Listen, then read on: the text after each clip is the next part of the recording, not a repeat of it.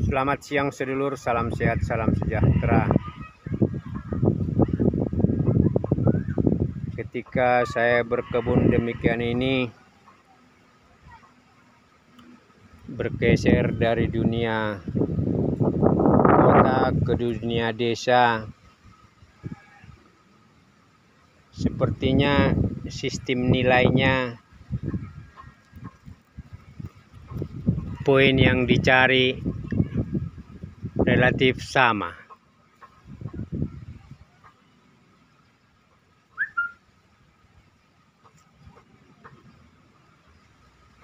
Yang beda cuman lingkungan dan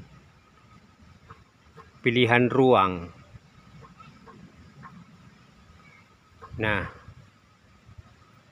refleksi yang saya dapat sedulur ketika berkebun demikian ini, dan saya bandingkan dengan kehidupan di perkotaan. Poin pertama yang dicari baik di desa maupun di perkotaan, yang pertama kekayaan itu adalah kekayaan pengalaman dan pengetahuan.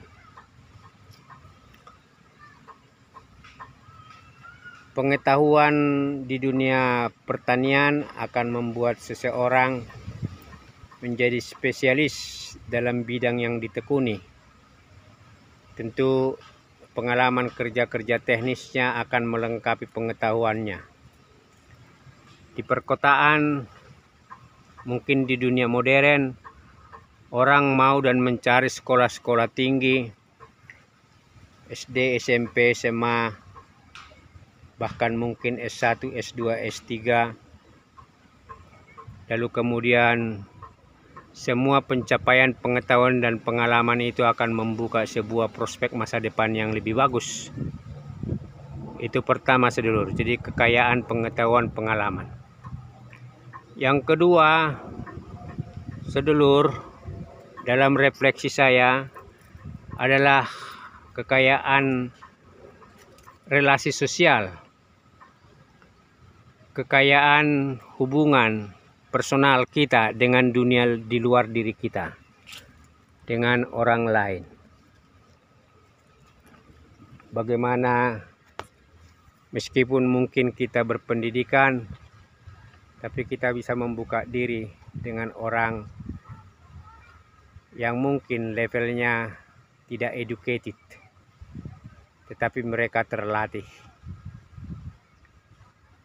Relasi sosial kita bangun dari relasi yang sifatnya horizontal,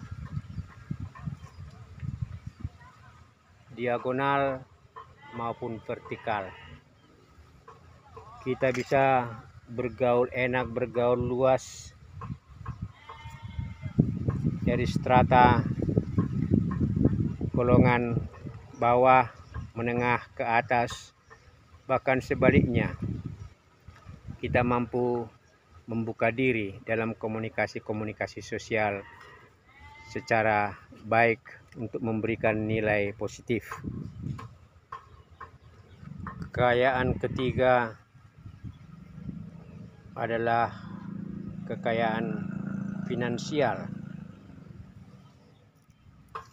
Tentu ketika kita punya pengetahuan dan pengalaman yang terintegrasi, maka itu bisa membuka peluang karir dalam dunia pekerjaan, memberikan kita penghasilan secara reguler tiap bulan,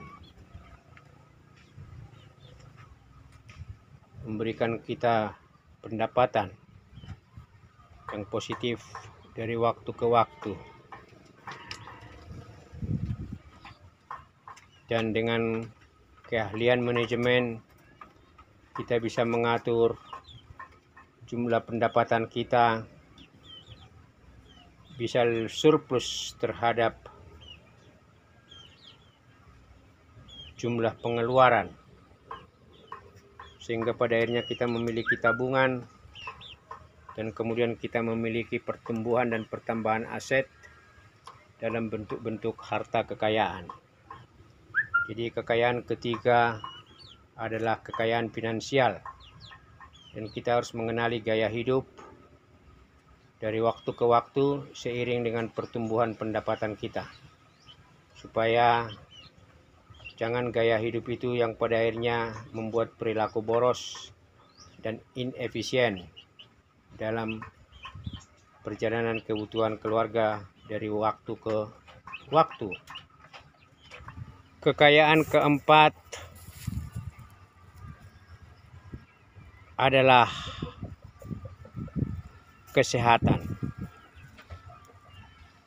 Banyak orang mengejar uang dengan mengorbankan kesehatannya di saat-saat usia produktif. Tapi ketika usia sudah mulai senja, di usia lanjut, akhirnya uang keluar lagi, dibelanjakan lagi untuk mengejar, untuk mendapatkan kesehatan itu sendiri. Itu artinya sebenarnya perlu sebuah perilaku hidup sehat sejak dini dalam keluarga. Hidup sehat, hidup seimbang baik di desa maupun di perkotaan akan menentukan kualitas kesehatan kita dari waktu ke waktu. Tentu pola hidup sehat itu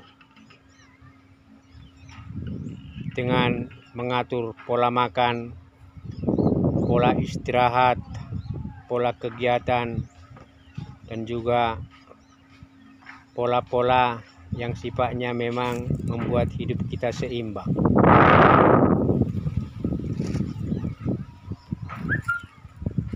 Jadi kekayaan yang pertama adalah pengetahuan dan pengalaman. Kekayaan yang kedua adalah relasi sosial, hubungan pribadi kita dengan lingkungan, baik secara horizontal, diagonal, maupun vertikal. Yang ketiga, kekayaan finansial. Kekayaan finansial tentu dengan perilaku keuangan yang sehat dari waktu ke waktu, sehingga kita memasuki yang namanya secure income, pendapatan yang aman. Dan pendapatan yang aman ketika kita menunjukkan pengetahuan dan keahlian kita itu dalam kerja-kerja profesional, sehingga sistem kerja menghargai dan memberikan kita upah dan hasil kerja yang layak. Kekayaan finansial. Yang keempat adalah kekayaan kesehatan. Nah, yang kelima sedulur, sebenarnya kekayaan ini harus berada di semua poin-poin tadi. Harus terintegrasi dalam perilaku dan aktivitas hidup itu sendiri. Jadi ketika kita berhasil kerja atau mampu melakukan sesuatu, maka ekspresi dari kekayaan ini yang muncul. Poin kelima kekayaan itu adalah kekayaan spiritual. Dari setiap detik waktu yang kita lalui dengan sukses, atau bahkan saat-saat kesulitan, kita bisa datang bersujud, bersyukur, dan menghadap Sang Maha Pencipta dalam bentuk doa, zikir, dan juga berbagi kepada sesama. Ketika tadi poin keempat, kita punya uang, kita bisa berbagi dengan orang lain bagi yang membutuhkan dan memang layak pantas kita support agar mereka juga memiliki kehidupan yang lebih bagus. Kekayaan spiritual itu menandakan hubungan pribadi kita dengan Sang Maha Pencipta dari waktu ke waktu di setiap pergerakan-pergerakan sukses dan kemajuan-kemajuan hidup kita seiring juga dengan pertambahan usia. Jadi kekayaan spiritual itu melekat dalam semua pencapaian-pencapaian indikator 4 poin yang disebut sebelumnya. Inilah sedulur refleksi, ada 5 poin kekayaan yang dicari oleh setiap orang yang ingin memiliki hidup yang berkualitas. Kekayaan di sini bukan dalam artian material saja kaya, tetapi ini menyangkut mengenai hidup secara kualitatif. Kita berada dalam keseimbangan, kita berada dalam situasi yang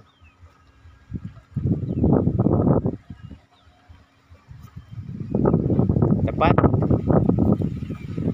ketika kita berada dalam pencapaian-pencapaian sukses yang ada. Tidak sombong, menghargai orang lain meskipun berbeda status sosial ekonomi. Mau dan mampu berbagi ketika memang tidak hanya ada kemauan, tapi juga karena kemampuan. Dan 5 indikator kekayaan ini boleh diekspresikan dalam relasi bersama lingkungan, bersama orang lain di sekitar kita, bersama keluarga, dan juga bersama Sang Maha Pencipta dalam hubungan batin, dalam hubungan rasa syukur kepada Sang Maha Pencipta. Salam sehat, salam sejahtera.